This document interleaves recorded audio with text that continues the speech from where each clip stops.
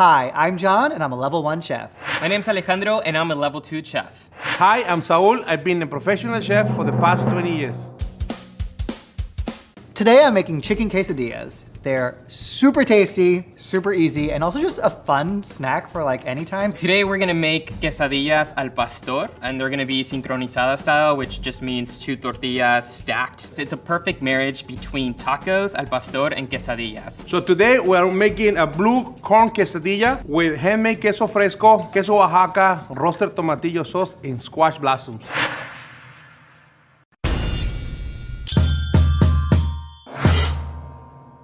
I'm gonna use these simple flour tortillas. They're super tasty. You buy them at any supermarket. If you're in a hurry, you could buy a really nice bag of tortillas like these. I usually go with a little more buttery and like kind of fancier tortillas, but you could buy whichever you find at the store. No need to ground your own wheat or corn. You just pull them out of the fridge and they're ready to go. Today I'm gonna be making a blue corn quesadilla, and we're gonna use blue corn flour and 3 simple ingredients, salt and water. You want to mix it with your fingers, no gloves. That's what the flavor is, on your fingers. I'm gonna brush the top of my tortilla with oil, and then just like a paintbrush, it'll cook more evenly on the pan when I go to cook it later. As you can see, these look nice, burnt and buttery. The best way to know when your dough is ready is when the dough doesn't stick to your hands. It's still very dry to me. I'm gonna add a little bit more water. Start to make a little ball. See, it doesn't stick to my hands. It looks like it's ready. So I'm just gonna lay them out here. Later, we're gonna prep them up and put really good stuff inside. Today we're gonna be making queso fresco. Normally you can use only milk, but since I'm a professional, I'm gonna use some buttermilk and whipped cream. We're gonna add vinegar. You're gonna stir, you shut it off, and you wait. I use this Mexican cheese blend. It's available in the supermarket. Looks like it's got cheddar, Monterey Jack. I have queso asadero right in front of me. You don't have to use queso asadero. Sometimes it might be hard to get, but queso Oaxaca or any other kind of melting cheese would be really good for a quesadilla. It's been 10 minutes. We're gonna break the cheese. Look at this. Watch me dump all the queso fresco all over the table. Voila. I'm gonna squeeze a little bit. We're gonna add a little bit of salt. Now we're gonna put it on the fridge to chill for 4 or 6 hours. I'll be right back. It's already shredded. Make sure to not cut your knuckles because you don't want bloody cheese. Not in the recipe. I'm just gonna open it up. Lots of cheese. And you know what? I always say, cheese is good to taste because you can never have too much cheese. Now we have a full bowl of shredded queso asadero. And another cheese, I'm gonna use queso Oaxaca. It's the Mexican cousin of the mozzarella. I would say my favorite cheese is probably mozzarella, but for quesadilla, I wouldn't use mozzarella cheese. You could if you want, but I find this Mexican cheese blend is just way better. It's like strings. Now the reason why we do this is because we want to make sure the quesadilla melts nice and evenly. The next step is gonna be the filling. I got this beautiful rotisserie chicken right here from the supermarket. It's pre-cooked. We're just gonna shred it up, and then we'll put it in our quesadilla as our filling. We are gonna start with the marinade for the pork. So the first step is to chop the pineapple necks. Cut chunks, and you just put them aside in a bowl. What I see here now is basically what I grew up eating. Epazote, watercress, flor de calabaza, avocados, jalapenos. It's so much easier to use your hands. Like, look how easy. Pull it apart. Now I have the chile guajillo and ancho, which I boil them for 30 minutes to soften them. We are gonna cut off the tops, and then we're gonna throw them into our food processor. So along with the chili, we are gonna put 1 cup of orange juice, put in some oregano and some garlic, and blend it until it's like truly dark red, orange, almost brown. These ingredients are so delicate that you don't need to do anything to them. Thin slices of porcini mushrooms. The other ingredient, epazote. That's the Mexican cousin of the basil. Nice avocado from Mexico. Thin slices of jalapeno, because we need a little bit of heat. We also need a little bit of color.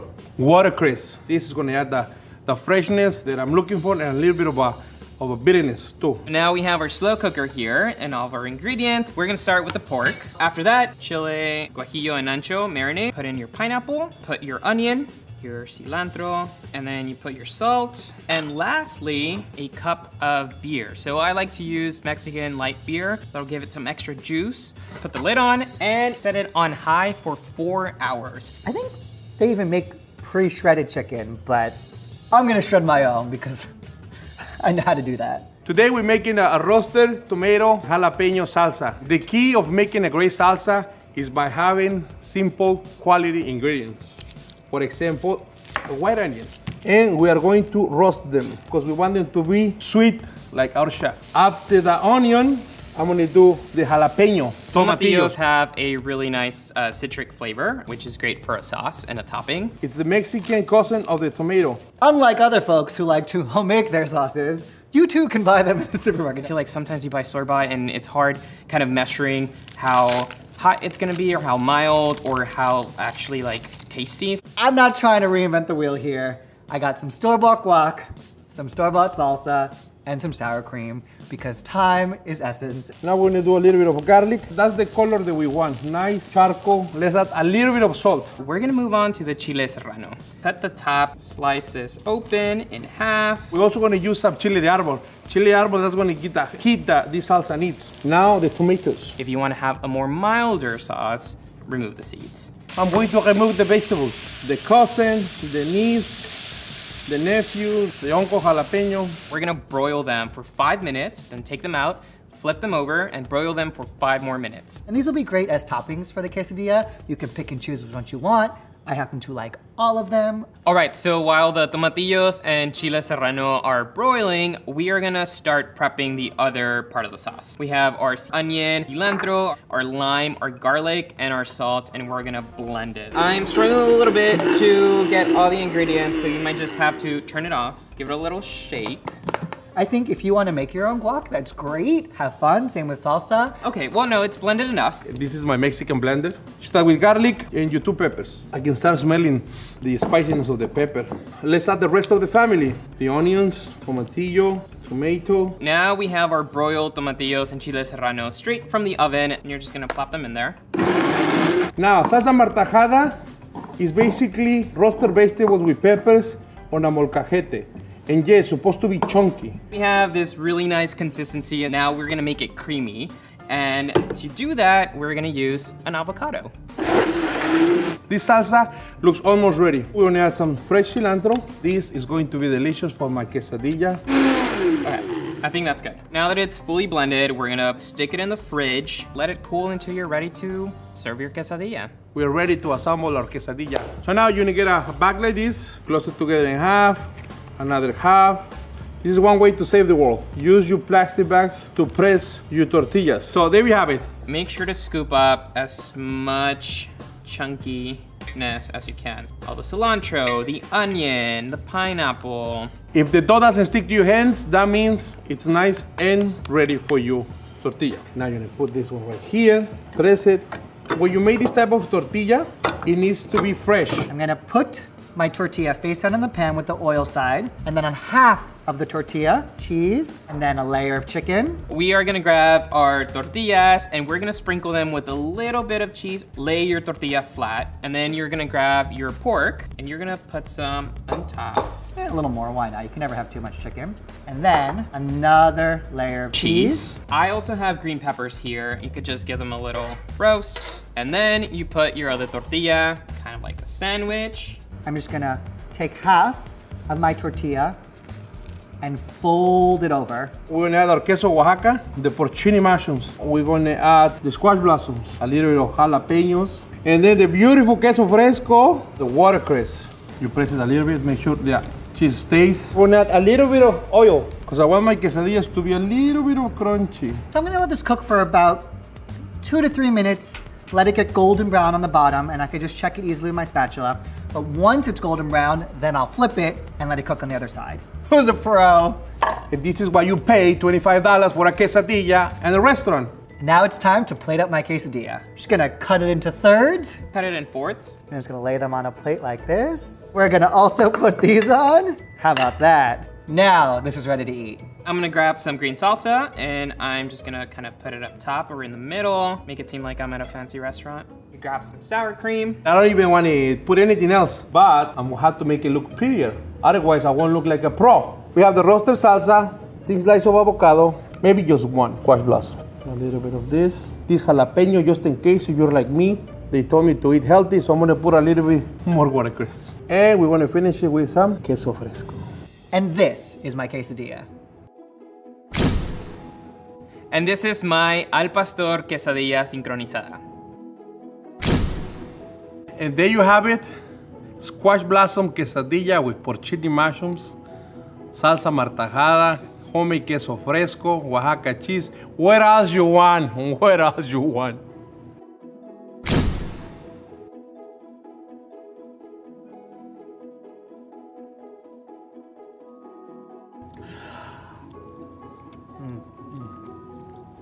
So good. It's everything you want in a snack. This is so good. It's kind of a whole experience once you take a bite because you'll have the tortilla, you'll have the cheese, then you'll have the marinade, and then you'll get some citrusy from either the pineapple or the lime. And the green salsa just is a really nice finish. Wow. Wow, wow, wow. Delicious. It's a Mexican market in one bite. Mexico, right here, with a little bit of Italian, thanks to the porcini mushrooms. This is just incredible. Maybe I should become a chef. Quesadillas are a delicious cheese dish to make any time of day. Let's see how each of our 3 chefs made theirs. John and Alejandro both used store-bought flour tortillas, which are convenient and soft, made from enriched wheat flour with added leavening agents such as sodium acid pyrophosphate and monocalcium phosphate, and antioxidants such as citric acid. These chemicals extend shelf life and make a consistent product. They're readily accessible. You can buy them at any supermarket. Saul handmade blue corn tortillas. The corn flour is blue due to the presence of purple or blue pigments called anthocyanins in the corn. John used store-bought tomato-based salsa. It has a cooked taste to it because the salsa is hot packed in the jar, making it shelf stable for a long time. Alejandro made a green sauce with a litany of green ingredients like tomatillos, serrano chilies, cilantro, and avocado. The tomatillos and serranos are dark roasted, which brings out a smoky quality to his salsa. As the base of his salsa, they add a layer of complexity from the pyrazines and heterocyclic amines formed during roasting. Avocado is diced and added at the end. It adds creaminess because it's high in unsaturated fatty acids. Saul's martajada salsa is made with charred ingredients that are diced and then ground in a molcajete. And make a lot of noise so everybody can hear you that you're making a salsa. A special cooking apparatus, like a mortar and pestle, but usually made from volcanic rock, allowing maximal flavor compounds to be exposed.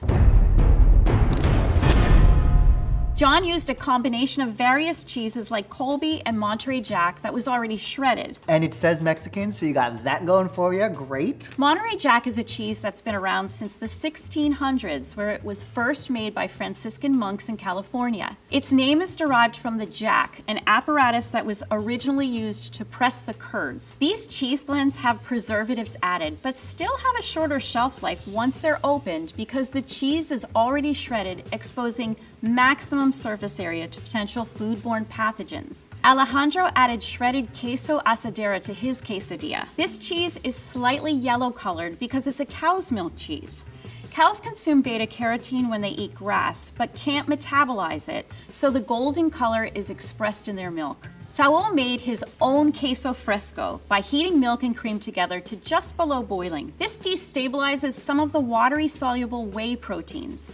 He added acidic buttermilk and vinegar, which are positively charged, and destabilized the negatively charged kappa-casein protein in the milk. The product of this destabilization are curds, which can be pressed into cheese, and whey, the high-protein watery byproduct that is a beautiful yellow-green color from the presence of riboflavin, also known as vitamin B2. Save the whey and use it in pancakes, coffee cakes, sauces, or anywhere you use an acidic liquid. The next time you're making delicious cheese-filled quesadillas, we hope you'll take some of these tips from our 3 amazing